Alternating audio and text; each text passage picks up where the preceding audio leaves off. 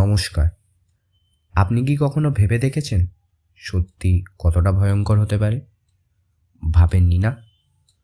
ব্রেনসন এয়ারের আজকের নিবেদন এমন একটি গল্প যা গল্পের গণ্ডি পেরিয়ে সত্যের অন্ধকারে মিশে যাবে। তাহলে আর দেরি কিসের? আলো নিভিয়ে বসে পড়ুন, কারণ আজ আপনাদের নিয়ে যাব এমন এক জগতে যেখানে বাস্তব ও কল্পনার সীমারেখা মুছে যায়। আপনি কি প্রস্তুত? তাহলে আসুন শুরু করি সেই গল্প।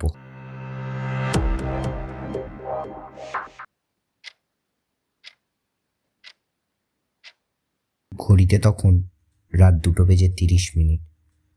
আমি আমার ঘরে বসে আমার দুই বন্ধু নন্দিনী এবং দেবরাজের সাথে কথা বলছিলাম।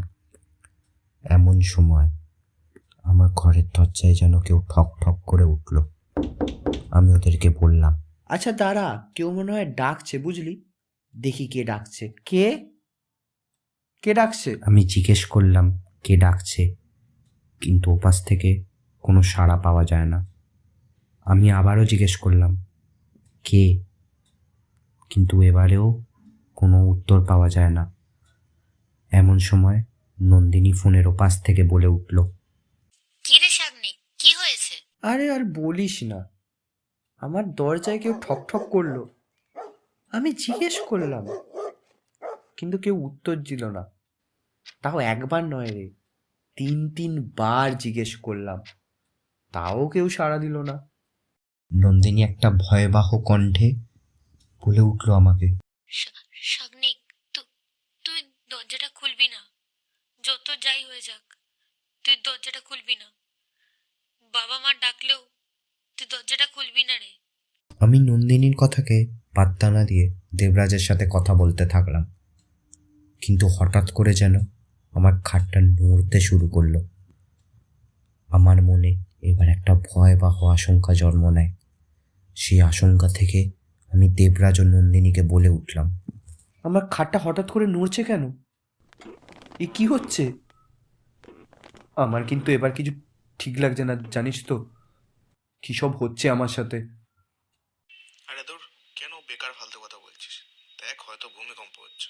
এমন সময় নন্দিনী ফোনের ওপার থেকে বলে ওঠে, এই দেবরাজ, তুই চুপ কর। শাগনিক, আমারও কিছু ঠিক মনে হচ্ছে না রে। তুই কোনো ঠাকুরকে ডাক না মনে মনে। আমার কিন্তু কিছুই ঠিক মনে হচ্ছে না।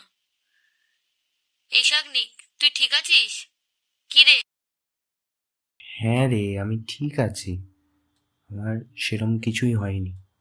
শোন, তুই আর রাত জাগিস না, তাড়াতাড়ি ঘুমিয়ে পড়, বুঝলি? এটা বলার পরই নন্দিনী ও দেবরাজ ফোন রেখে দেয়, কিন্তু আমার তখনও ঘুম আসে না। আমার মনে তখনও কিছুটা ভয় কাজ করছিল। আর ঠিক সেই সময়তেই হঠাৎ একটা কণ্ঠস্বর ভেসে এলো আমার কানে, যেটা শোনার পরই একটা শীতল স্রোত বয়ে গেল আমার মেরুদণ্ড দিয়ে।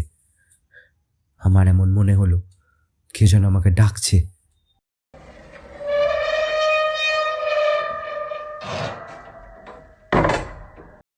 জুমি, দেখ, আমি এসেছি জুমি, আমি এসেছি তোর কাছে। কথা বলবি না? কথা বলবি না আমার সাথে?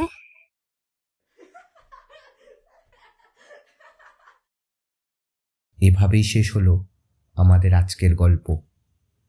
কিন্তু সত্যি কি সব কিছু শেষ হয়েছে, নাকি এখনো কিছু অজানা রহস্য লুকিয়ে আছে কোনো এক অন্ধকার ঘরে? হয়তো এই গল্পের একটি চরিত্র লুকিয়ে আছে আপনারই আশেপাশে। ভাবতেও ভয় লাগছে, তাই না?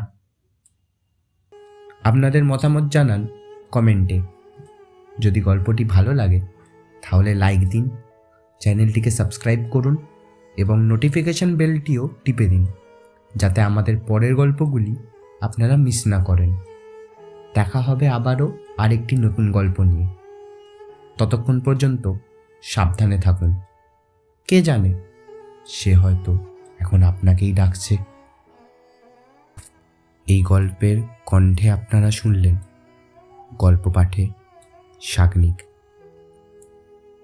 নন্দিনীর চরিত্রে নন্দিতা, দেবরাজের চরিত্রে দেবরাজ এবং অচেনা কণ্ঠে উপাসনাকে।